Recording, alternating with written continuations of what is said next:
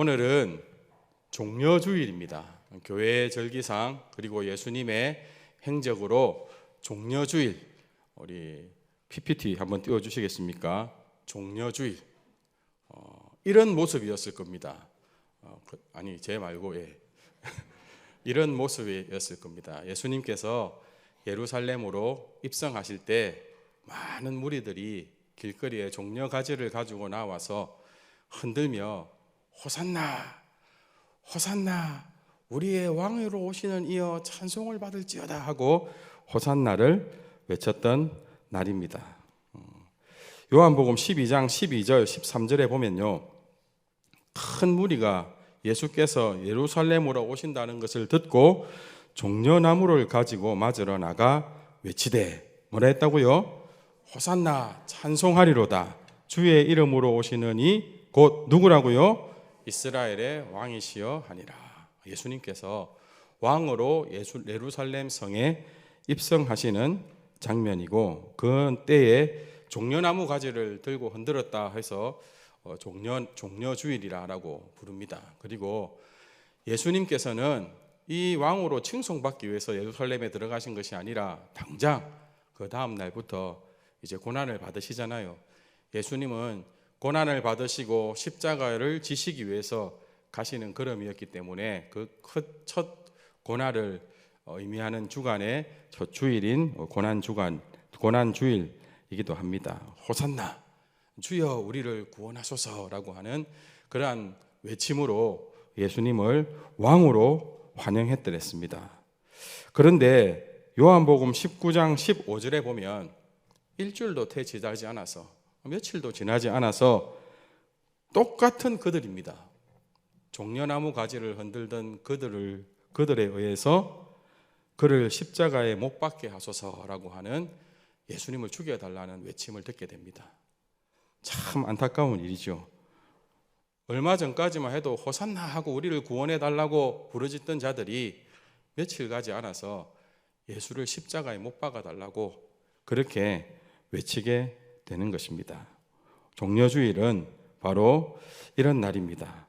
오늘 말씀에 보면 예수님께서는 여리고에서 바디메오의 눈을 고치시고 그리고 삭개오를 만나고 또 열 머나 비유를 하신 후에 예루살렘을 향하여 앞장서 가셨습니다. 이제 만나야 될 자들을 만나고 복음으로 오신 예수님의 능력을 발휘하시고 난 이후에, 그리고는 이제 예수님께서 순종하셔야 된 그 걸음을 따라서 예루살렘을 향하여 앞장서 가셨습니다. 십자가를 지기 위해서입니다. 29절 말씀을 보시면 감람원이라 불리던 산 쪽에 있는 벳바게와 베다니에 가까이 가셨을 때에 예수님께서 걸음을 멈추고 제자 2명에게 특별한 명령을 하며 특별한 일을 시키시며 그 마을로 보내십니다. 지금까지 잘 오셔놓고, 이 벳바게와 베다니는 예루살렘과 가까운 곳이거든요. 약 한 2km 정도밖에 떨어져 있지 않은데 그곳에서 제자들을 먼저 그 마을에 보내가지고는 특별한 일을 하나 시키십니다. 30절 말씀입니다. 이르시되 너희는 맞은편 마을로 가라. 그리로 들어가면 아직 아무도 타보지 않은 낙이 새끼가 베어 있는 것을 보리니 풀어 끌고 오라. 예수님께서요, 낙이 새끼 한 마리를 풀어서 끌고 오라는 것입니다. 제자 둘에게 그 일을 맡기셨습니다. 낙이 새끼를 왜 풀어서 끌고 오라 하셨을까요?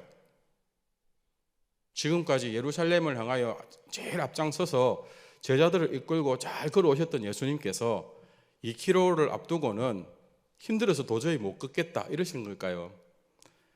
왜 낙이 새끼를 끌고 오라 하셨을까요? 타고 들어가시려고 그러시는 겁니다. 그런데 낙이 새끼가 어울립니까? 예수님은 성인이신데 성인에게 낙이 새끼가 탈 것으로 어울리냐는 것입니다.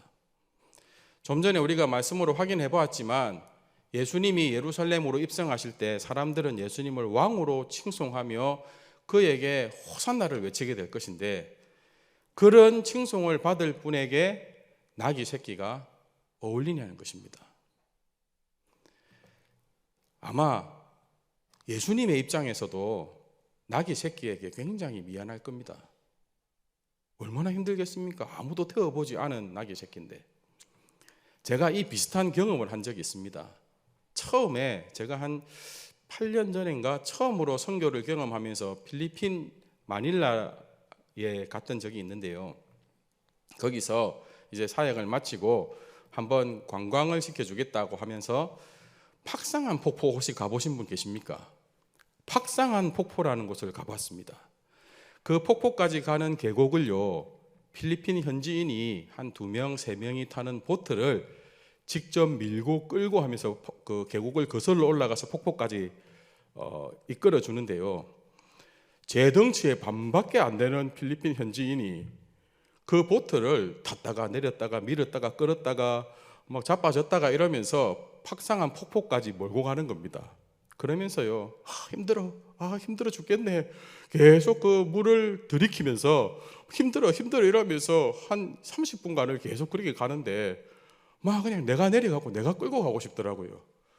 창피하고 미안하고 돈 다 지불하고 하는 거지만 창피하고 미안하고 참 그냥 앉아 있으려니까 그렇고 숨이라도 쉬지 말까 이런 생각이 들 만큼 너무 미안한 거예요. 최고가 저 반밖에 안 된다니까요. 그런데 저하고 우리 배는 2명 타고 덩치가 좀 크다고 다른 배는 3명도 탔는데 막 그렇게 막 뛰다니면서 그 30분 정도를 보트를 밀고 가더라고요. 진짜 미안했습니다. 알고 보니까 그렇게 해야지 팁을 많이 준다 해가지고 막 더 힘든 척 한다 하더라고요. 그런데 저는 다시는 내가 이런 투어는 안 한다 이런 생각을 정말 강하게 가졌습니다. 얼마나 미안하든지 중간에 내릴 수도 없고 참 그 현지인이 돈을 받았으니까. 예수님 그렇지 않을까요? 낙이 새끼를 타고 예루살렘 들어간다고 하실 때 얼마나 그것이 참 창피할까요? 낙이 새끼한테는 미안하고 사람들이 볼 때 그게 얼마나 폼나지 않는 얼마나 창피할 만한 상황입니까? 그런데 왜 예수님은요 낙이 새끼를 끌고 오라고 하셔서 낙이 새끼를 타고 가실까요? 우리가 하나님의 말씀에 순종하려고 할 때 참 이런 갈등을 많이 겪습니다. 사람들의 눈을 의식하게 될 경우가 많죠. 부끄럽게도 교육자도 그렇습니다. 교육자가 어느 한 가정을 신방했을 때 저 가정에는 진짜 하나님 앞에 좀 더 뜨겁게 예배하고 더 헌신해야 될 필요가 있는데 하나님께서 그것 때문에 이 가정을 지금 연단시키는 것 같은데 하는 마음이 드는데요. 너무 힘겹게 사니까 예배 나오세요. 새벽기도 나오세요. 하나님 앞에 헌금 드리세요. 이런 말을 못 전할 때가 있습니다. 교육자는 하나님께서 주신 감동을 가지고 그 말을 전해야 되는데 교육자가 보기에도 너무 힘겹게 사니까 그런 권면을 못하고 돌아올 때가 있다니까요. 예수님 지금 상황이 예수님께서 십자가로 지시고 기시기 위해서 예루살렘으로 들어가시는 것만 해도 엄청난 순종인데 예수님께서 굳이 낙이 새끼를 왜 타려고 하실까요? 이유는 딱 한 가지입니다. 스가랴 9장 9절 말씀입니다. 시온에 따라 크게 기뻐할지어다. 예루살렘에 따라 즐거이 부를지어다. 보라, 네 왕이 네게 임하시나니 그는 공의로우시며 구원을 베푸시며 겸손하셔서 나귀를 타시나니 나귀의 작은 것 곧 나귀 새끼니라. 예수님에 대하여 예언된 말씀이 있었던 것입니다. 예수님께서 왕으로 입성하실 때에 무엇을 타고 들어가셔야 되는지 예언된 말씀이 있었다는 것입니다. 예수님께서 이 말씀을 아시기 때문에 그 말씀을 순종으로 지켜내시기 위해서 지금 나귀 새끼를 끌고 오라고 하시는 것입니다. 제가 좀 전에 앞에서 말씀드렸듯이 예수님께서요 그 겟세마네 기도 여러분 기억하시죠? 감당할 수 없는 고통이잖아요. 그것을 하나님의 뜻에 순종해서 십자가 지러 가시는 것만 해도 엄청난 순종인데 이 낙이 새끼 타고 안 타고 정도는 그냥 안 타고 걸어가겠습니다. 이 정도는 타협할 수 있는 것 아닐까요? 그런데 예수님은 타협하지 않으십니다. 철저히 지켜 순종하십니다. 말씀을 그대로 이루십니다. 여러분 왜요? 예수님이 진짜 메시아이심을 믿을 수밖에 없도록, 다른 메시아를 들먹일 때에 속아 넘어가지 않도록 진짜 예수님이 진짜 메시아시라는 것을 오고 오는 세대의 분명한 믿음의 근거로 남기기 위해서 하나님께서 선지자들을 통하여 예언하신 그 말씀을 이루시는 일에 철저히 순종하시는 것입니다. 적당히 타협하지 않으십니다. 여러분, 우리가요, 복음이 아닌 것에 적당히 속아 넘어가는 것 회개하셔야 됩니다. 이단들이요, 이상한 자를 들먹이면서 이분이 그리스도다 이렇게 소개할 때 딱 물어야 됩니다. 그분이 베들레헴에서 나셨나? 그분이 나사렛에서 자라셨나? 그분이 나귀 새끼를 타고 예루살렘에 입성하셨나? 왜 그분을 메시아라 하노? 왜 그 사람이 그리스도고? 성경의 그리스도는 이런 분이라고 분명히 가르치고 있는데 하고요, 우리가 단호하게 아니라는 것을 밝힐 수 있어야 됩니다. 우리의 믿음이 미지근하니까 예수님께서 어떤 순종을 통해서 우리에게 확실한 믿음의 근거를 만들어 주셨는지 우리가 다 놓치고 있는 겁니다. 이단들이요, 교회 와서 힘을 못 써야 됩니다. 말씀을 정확히 증거하면, 그 말씀을 정확히 그 말씀대로 믿으면 이단들이 속일 수 없어야 됩니다. 그런데 우리가 왜 타협하고 다 속아 넘어갑니까? 우리가 예수님의 이 철저한 순종으로 지켜야 된 진리의 말씀을 우리가 굳게 붙들고 있지 않기 때문입니다. 예수님은 타협하지 않으셨습니다. 다 순종으로 이루셔서 그 성경에 약속된 메시아, 진짜 구원자가 바로 나다라고 하는 것을 이 나귀 새끼를 타는 결단을 통해서 다 이루어 주신 것입니다. 이 결단 쉬운 결단 아닙니다. 우리는 조금 자존심 상하고 체면이 구겨질 만한 상황에 목숨 걸잖아요. 예수님께 얼마나 폼 안 나는 일입니까?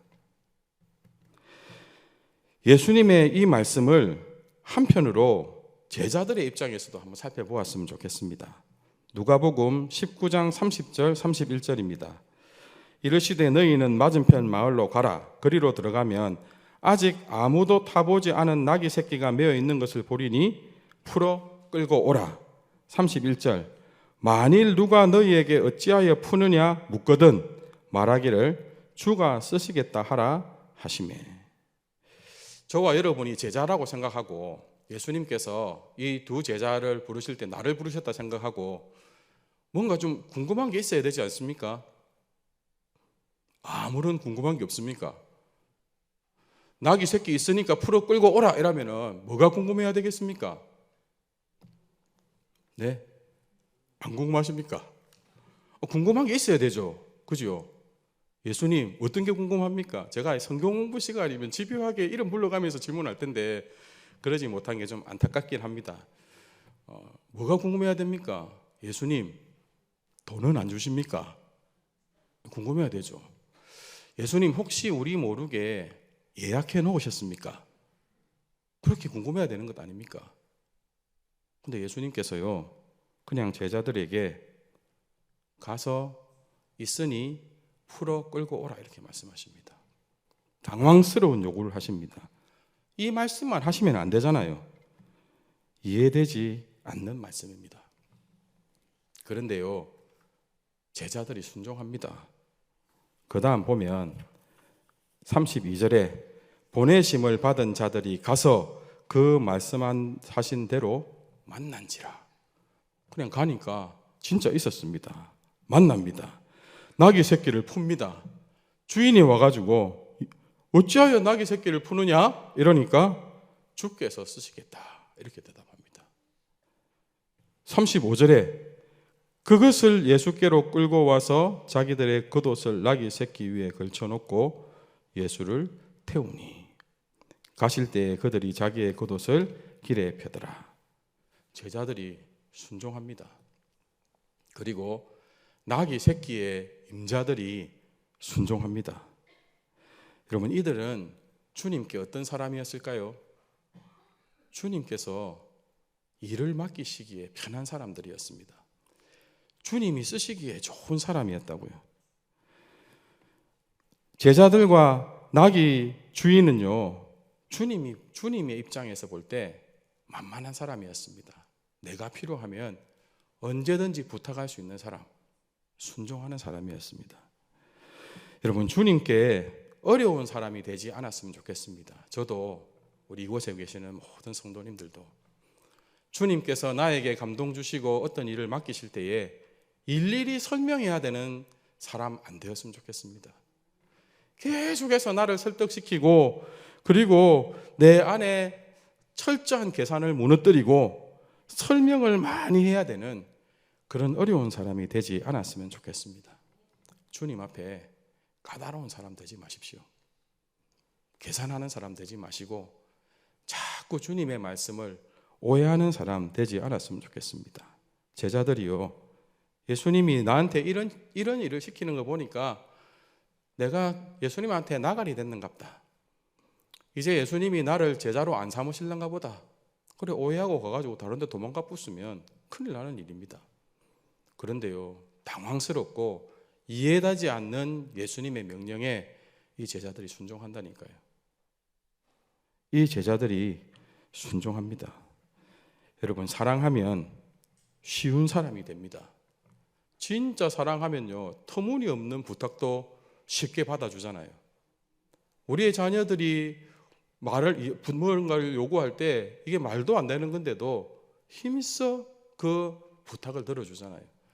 아니, 우리 청년들이 남녀가 서로 사랑하기 시작하면 옆에서 보면 저것들이 미쳤나 싶은 상황인데도 그게 미친 것이 아니라니까요. 정상적인 상황이 되잖아요. 사랑하면 쉬운 사람이 됩니다. 감동 주기도 쉽고 아무것도 아는 일에도 감동받는 자들이 된다는 겁니다. 왜 안 될까요? 교만하기 때문에 그렇습니다. 내 생각이 꽉 차 있으니까 하나님께서 그 일을 통해서 이루실 하나님의 뜻보다 내 생각이 더 높고 내 생각이 꽉 차 있으니까 그렇게 순종하지 못하는 겁니다. 내 것 너무 꽉 움켜쥐고 있으면, 내가 가진 것이 너무 많고 내 체면 그리고 나의 생각으로 가득 차 있으면 순종하지 못하는 겁니다. 여러분, 중요한 것은요, 이 순종이 우리의 믿음을 더욱 성숙하게 합니다. 여러분, 오늘 이 상황이 만약에 내 자아와 내 욕심으로 가득 차 있으면 우리는 이 말씀 구절을 읽으면서 이런 생각이 들 겁니다. 예수님이 왜 이런 명령을 하셨지? 아무리 예수님이라도 이건 좀 심한 거 아이가? 이 좀 경상도 사투리로 잘 전달이 되지요. 아무리 예수님이라도 이건 좀 심하지 않나? 이건 아니지 않나? 왜 이렇게 힘든 순종을 요구하시지? 제자들 사랑한다면서. 우리가 말씀을 읽을 때 이런 의문이 든다니까요. 그런데 진짜 우리가 주님을 사랑하고 성숙한 믿음이면 어떤 생각이 드는 줄 아세요? 야, 저 나귀 새끼는 좋겠다. 제일 먼저 태운 분이 예수님이시네. 나도 저런 나귀 새끼 같았으면 좋겠다. 저 두 제자들은 좋겠네. 얼마나 예수님이 믿으면 저런 일을 부탁하시겠노. 나도 예수님께서 나한테 그런 거 한번 맡겨주시면 좋겠다. 나도 내 일생에 예수님께서 부탁하시는 진짜 영광스러운 일 한번 수종 들다가 주님 앞에 가면 좋겠다. 이런 마음이 든다니까요. 우리 안에 마음이 하나님의 은혜와 사랑에 가득히 채워주면 말씀이 다르게 읽혀지고 말씀이 다르게 우리 심령에 다가온다니까요. 그러면 우리의 예배가 하나님 기뻐하시는 예배가 되는 것입니다. 진짜 예수님께 이렇게 한번 쓰임 받았으면 좋겠죠. 믿고 예수님께서 나에게 한번 맡겨주셨으면 좋겠죠. 불안하십니까? 갑자기 돈 내놔라 하실까 봐. 예수님은, 하나님은 우리에게 맡기시면 주시고 맡기십니다. 없는 우리를 이것하고 한번 주고봐라 이렇게 안 하신다니까요.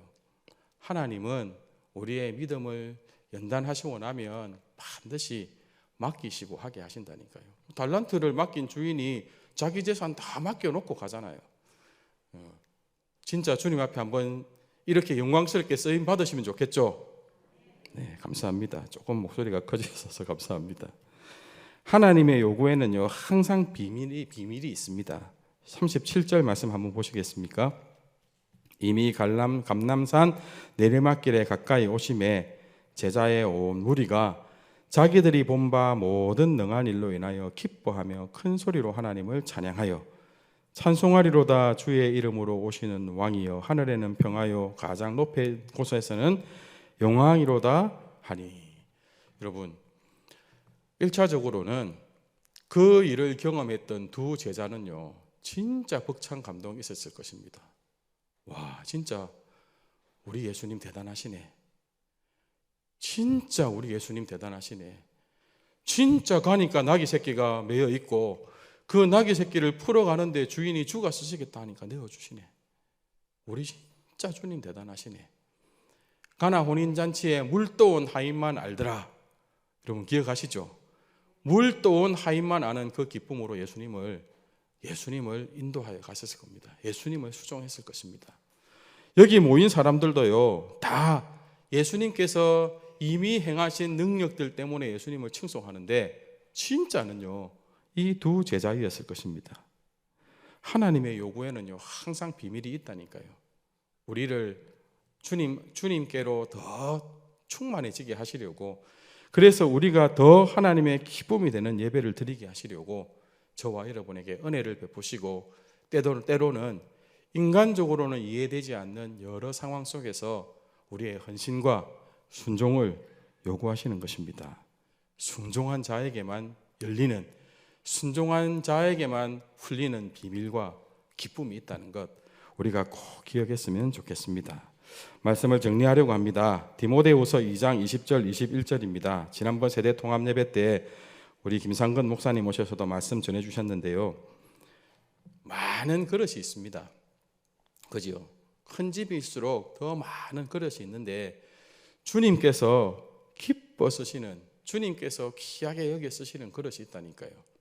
깨끗한 그릇. 저와 여러분이 그러한 깨끗한 그릇이 되기를 소망합니다.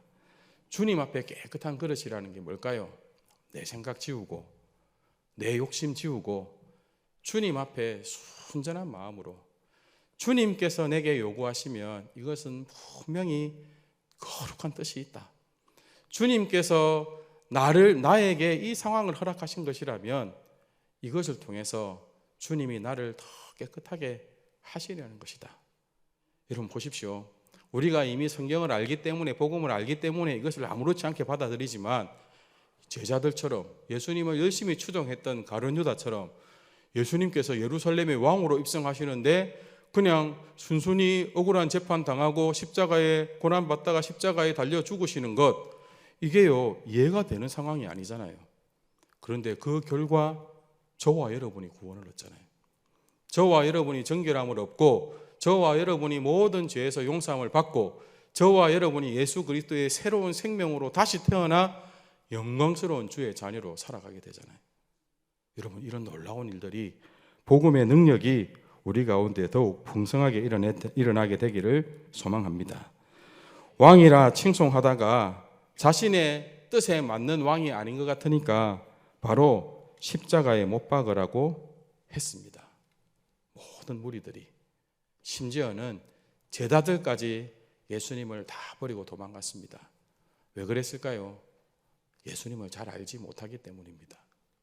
그러나 진짜 예수님을 아는 자, 우리를 위하여 복음으로 오신 예수님을 아는 자는 이제 어떻게 살아갈까요? 예수님을 진짜 나의 왕으로 모시는 자는 그분을 무조건 신뢰하게 될 것입니다. 그분을 기쁘게 여기고 그분의 명령에 철저히 순종하게 될 것입니다. 예수님의 이번 한 주간이 바로 그런 시간입니다. 하나님 아버지를 신뢰함으로 하나님 아버지의 거룩한 뜻을 받들어 하나님께서 의라고 정하신, 네가 죽어서 저들을 살리는 것이 내가 너에게 맡긴 의다 라는 그 의를 위하여 십자가에 믿음으로 순종하며 당하신 그러한 한 주간의 고난입니다.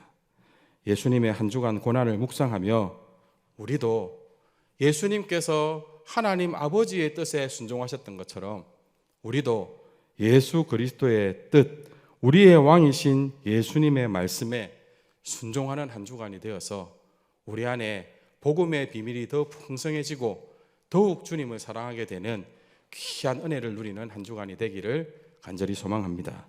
아멘.